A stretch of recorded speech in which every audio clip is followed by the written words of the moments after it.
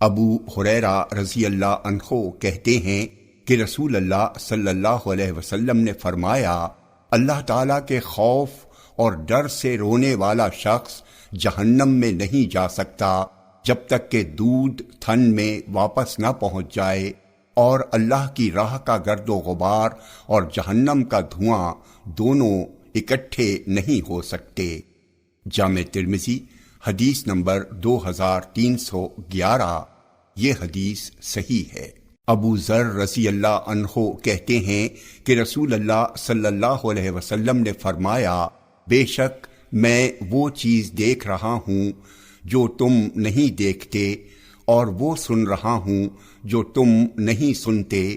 بے شک آسمان چرچرا رہا ہے، اور اسے چرچرانے کا حق بھی ہے، اس لیے کہ اس میں 4 انگل کی بھی جگہ نہیں خالی ہے، مگر کوئی نہ کوئی فرشتہ اپنی پیشانی اللہ کے حضور رکھے ہوئے ہے۔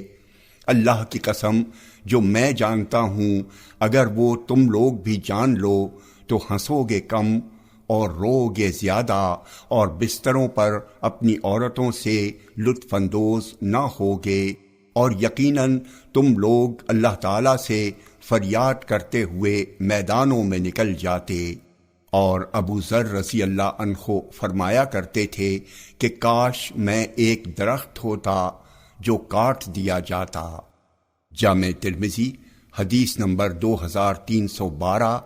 یہ حدیث حسن ہے۔ ابو ہریرہ رضی اللہ عنہ کہتے ہیں کہ رسول اللہ صلی اللہ علیہ وسلم نے فرمایا، جو میں جانتا ہوں اگر تم لوگ جان لیتے تو ہنستے کم اور روتے زیادہ۔ جامع ترمذی حدیث نمبر 2313۔ یہ حدیث صحیح ہے۔ ابو ہریرہ رضی اللہ عنہ کہتے ہیں کہ رسول اللہ صلی اللہ علیہ وسلم نے فرمایا، آدمی کبھی ایسی بات کہہ دیتا ہے جس میں وہ خود کوئی حرج نہیں سمجھتا، حالانکہ اس کی وجہ سے وہ 70 برس تک جہنم کی آگ میں گرتا چلا جائے گا۔ جامع ترمذی حدیث نمبر 2314۔ یہ حدیث حسن صحیح ہے۔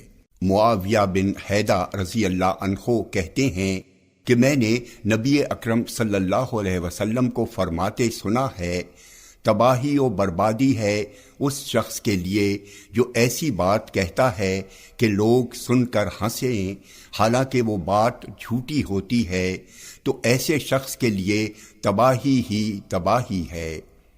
جامع ترمذی حدیث نمبر 2315۔ یہ حدیث حسن ہے۔